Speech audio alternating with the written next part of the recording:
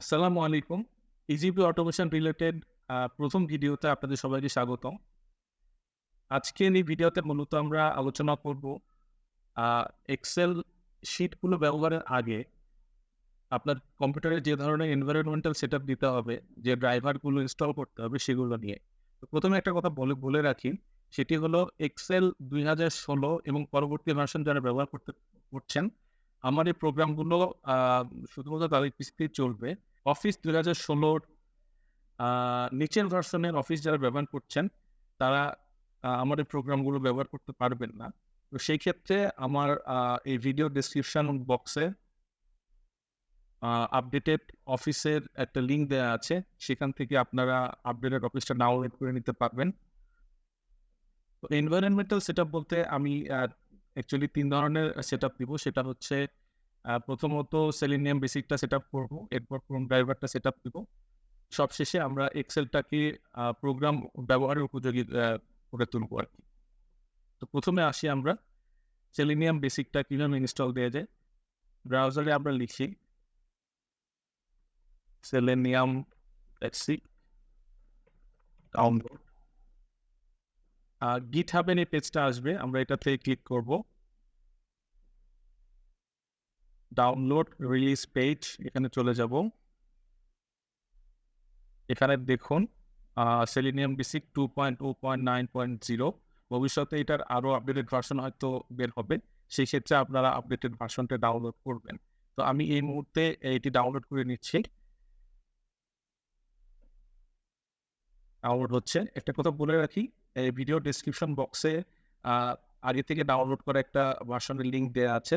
আপনারা সেই লিঙ্কে ক্লিক করলেও সরাসরি ডাউনলোড হওয়া শুরু হবে। ডাউনলোড হওয়া শেষ। আমরা এবার প্রোগ্রামটা রান করব।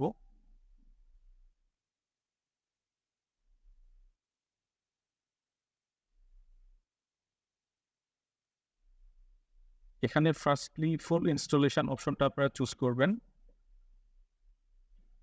Next install.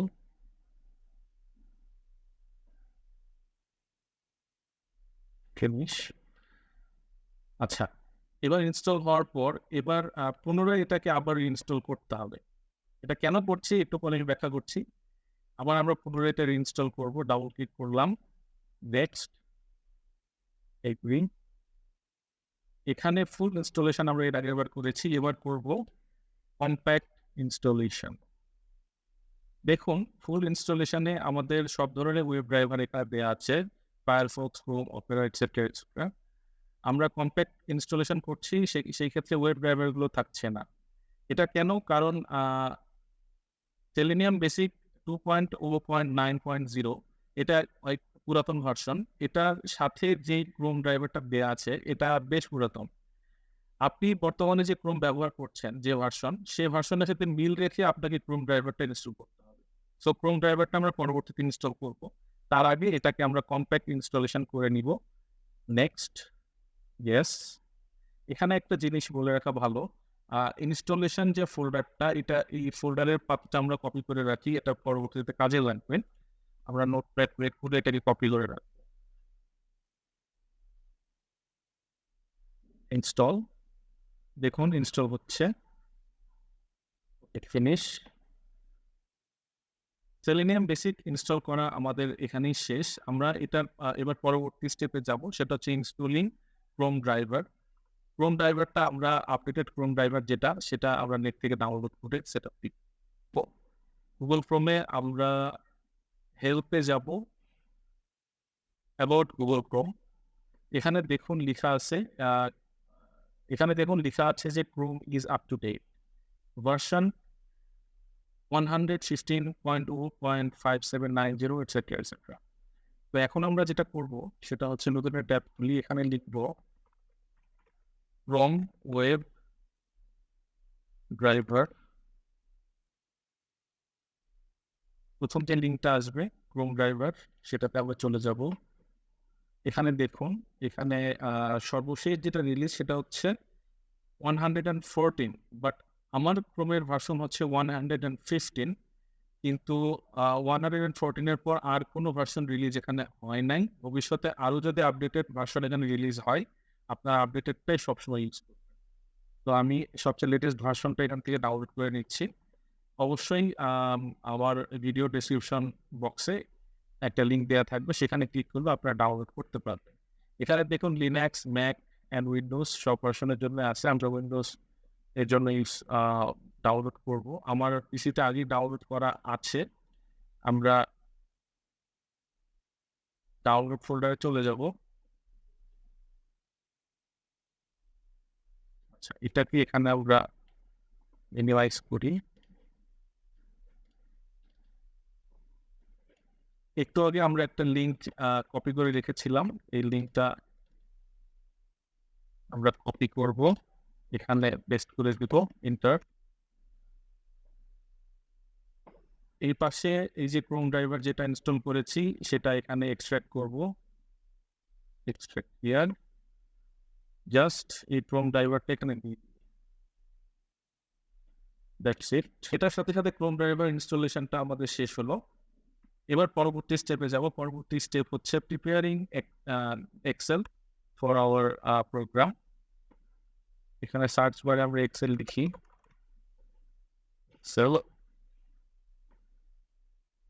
আচ্ছা, এবার দেখুন আপনাদের এখানে ডেভেলপার নামে একটা ট্যাব শো করবে। যদি কারো ডেভেলপার ট্যাব শো না করে, সেই ক্ষেত্রে এখানে রাইট বাটনে ক্লিক করে কাস্টমাইজ জীবনে যাবেন। দেখুন ডান পাশের এই অপশনগুলোর নিচে এই যে ডেভেলপার নামে একটা অপশন আছে, এটা চেক মার্ক আমরা দিব, ওকে করব, তাহলে ডেভেলপার ট্যাবটা চলে আসবে।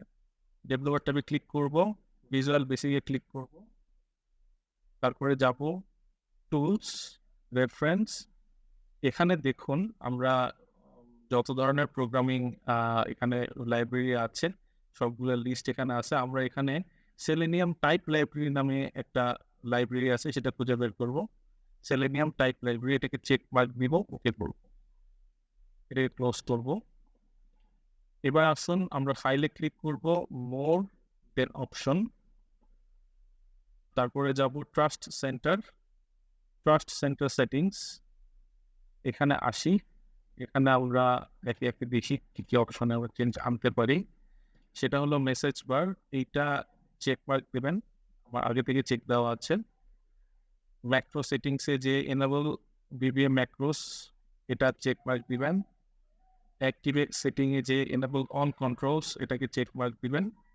তারপরে এখানে আসুন ইম্পর্টেন্ট পার্ট, সেটা হচ্ছে ট্রাস্টেড লোকেশনস। ট্রাস্টেড লোকেশনস হচ্ছে যেই সব জায়গাতে আমি কোনো ম্যাক্রো বা ভিবিএ রিলেটেড এক্সেল ফাইল রাখলে কম্পিউটার বা এক্সেল সেটাকে সন্দেহের চোখে দেখবে না। অর্থাৎ যেসব জায়গাকে সেফ বলে ধরে নেওয়া হচ্ছে সেসব জায়গার পাথ এখানে দেখা যাচ্ছে। তো এখানে আমি একটা নতুন পাথ ক্রিয়েট করব, অ্যাড নিউ লোকেশনে ক্লিক করব নিচে। এখানে দেখুন ব্রাউজে যাব, ব্রাউজে গেলে আমরা আমাদের সুবিধা মতো একটা জায়গাতে একটা ফোল্ডার ক্রিয়েট করি। আপনারা আপনাদের ইচ্ছা মতো যে কোনো ড্রাইভে এটা ক্রিয়েট করতে পারেন। এটার একটা নাম দিই মাই এক্সেল ফাইলস, ওকে ওকে।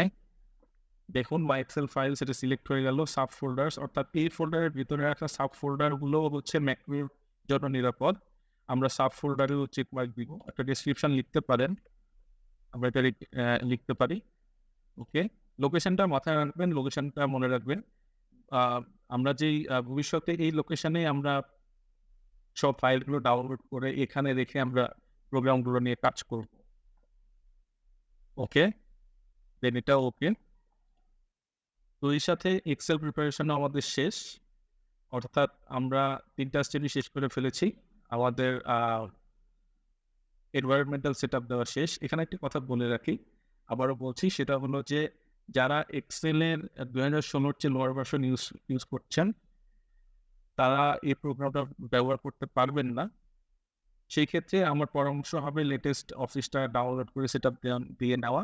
ভিডিও ডেসক্রিপশন বক্সে লেটেস্ট এক্সেল ফাইলের